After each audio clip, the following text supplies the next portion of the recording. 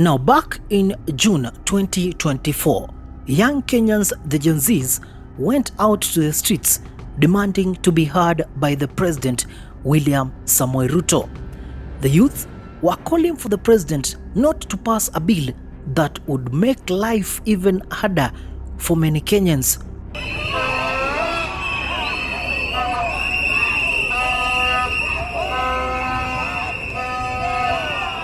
The bill was the Finance Bill 2024 that had stated that for Kenyans to continue coexisting in this country, they had to pay more taxes, and this did not make sense to any Kenyans.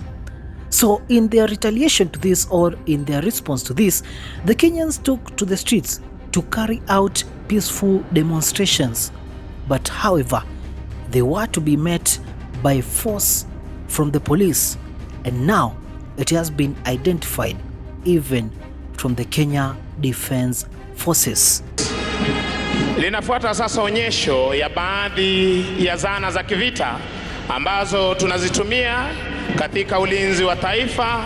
Welcome to Udaku Zone. My name is the commentator Mjukwake Papa Francis, and I'm here to give you the response from Kenyans after the eye-opening documentary titled The Blood Parliament that was done by BBC less than 24 hours ago. Now, what we have seen on the documentary is actually shocking after it has been found out that one of the Gen Zs was actually unalived during the protest, namely Eric Shieni, was actually shot by a KDF officer. His pictures are currently circulating widely on social media, with people trying to identify him. But the big question remains: why is the one arm of the government that was made to protect its citizens the one that was unaliving them on the streets? The reactions from Kenyans on X are quite as you can expect. Furious, and people demand to know answers. I am Chege on X tweeted, and I quote, "This is the KDF soldier who pulled the trigger where Eric Shieni and other comrades were unalived. A dark man with a dark heart." Another person, the government critic, tweeted, and I quote, "The BBC documentary has confirmed to us that Miguna was right. The KDF was involved in mass unalivings of youth in Githurai," end of quote. And referring back to the tweet that the government critics has said about Miguna. Now, you remember back in 13 July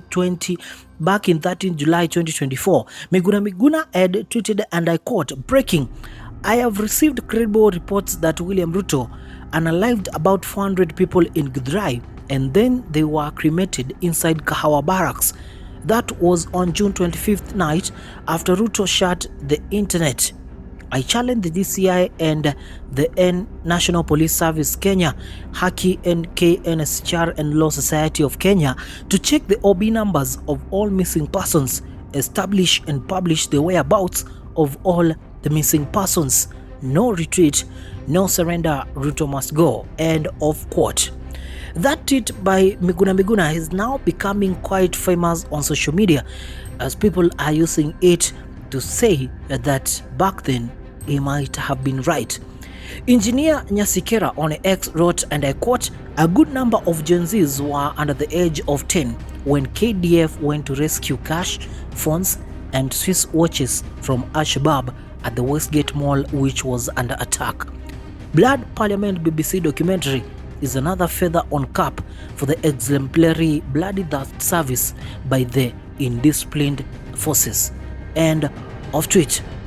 Mwananchi wa Kaida said, now that the BBC documentary is out implicating the KDF in the unalivings, Honorable Justin Muturi should explain how the KDF was deployed in the streets before Parliament approval. Now is the time to talk. And another person, Mutinda, replied saying, "I believe this war after the MP was found in the ambulance. They were shooting down on us from expressway na kulikuwa na wengine kwa some land cruiser." Pia Brian Njoroge said, "Why Muturi? Why not the commander-in-chief himself? What are those?" Let's be factual, said Omash Nyakwar, continuing and saying, that's AP, and because he cocks the rifle after each and every shot means he was firing black cartridges. Live rounds automatically cocks the rifle by itself. The firer don't need to ill or again. Okay, I might have got it wrong there, but I'll put the tweet just for you to see. And the reactions are quite many. People saying it's so sad to see Blood Parliament, a BBC documentary revealing that some KDF officers were killer cops too. Absolutely beautiful. We were all walking. This is Anifa. She was actually a big image, or she was a revolutionary at that time, though people's opinion might have changed about her at the current time. But Anifa says, and I quote, absolutely beautiful. We were all walking Uko Thika Road singing, and people from this crowd can confirm that we saw KDF going to town. I saw their cars, their trucks heading to town. I didn't know that what would have unfolded later on. And also there are questions here on Aden Duale issuing the order. Remember now the special issue, the Kenyan Gazette, which was published by the Authority of the Republic of Kenya, dated Nairobi 25th June 2024, and the Kenya Defense Forces Act, Cap 199 deployment, pursuant to Article 241(3)(b) of the Constitution of Kenya, as read with sections that 1(1), that 1(1)(a), that 1(1)(c), that 3(1), that 4(1), and that 4(2) of the Kenya Defense Forces Act, Cap 199. The Kenya Defense Forces is deployed on the 25th June 2024 in support of the National Police Service in response to the security emergency caused by the ongoing violent protest in various parts of the Republic of Kenya, resulting in destruction and breaching of critical infrastructure. It was signed by Aden Bare Duale, the Cabinet Secretary for Defense and Chairperson of the Defense Council at then.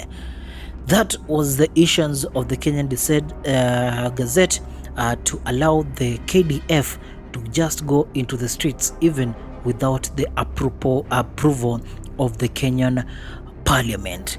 Kenyans are quite fuming, and they are furious at the KDF because you remember the statement or the notion out here was that the KDF are the friendliest. And you remember even during the protests when they went to the streets, there are videos that are seen on social media where the KDF were accompanying the Gen Zs. They gave them a safe protection ride back home, and we did not have any issue or an incident with the KDF. But now the documentary by BBC has opened another chapter in this book. What will happen? Will we get answers? Of course, the people are questioning about the officer whose video has been, or the images has circulating on social media for shooting and unaliving one youth man, Elish, who was unarmed and he was running. Actually, he was shot from the back. Yeah.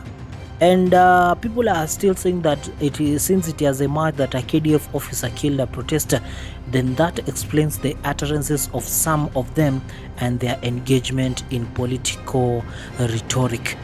People are actually saying now, if we are pushing for, Kenyans are questioning if they are pushing for Ruto to leave office in 2027, would that be possible? Because some of the people leading these defense forces seem to be aligning with the president, as you can see from the engagements in the political rhetoric, and that makes even the task a hard one. We lost many good people back then who were very innocent and were just voicing their concern to the government, but in response the government used force and unalived them. President William Ruto, speaking in various interviews with the journalist, said that some of the protesters who were shot and unalived, it's because the police. He actually gave some answers which did not settle down well, and he said that some were killed by criminals or even made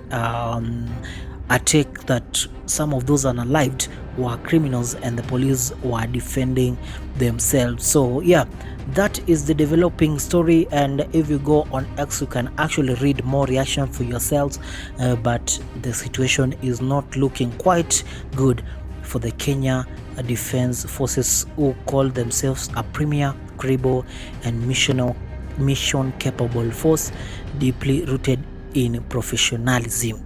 But was professionalism done here, especially to the life of Eric Shieni? Thank you so much guys for watching. Subscribe to my channel. Bye bye for now.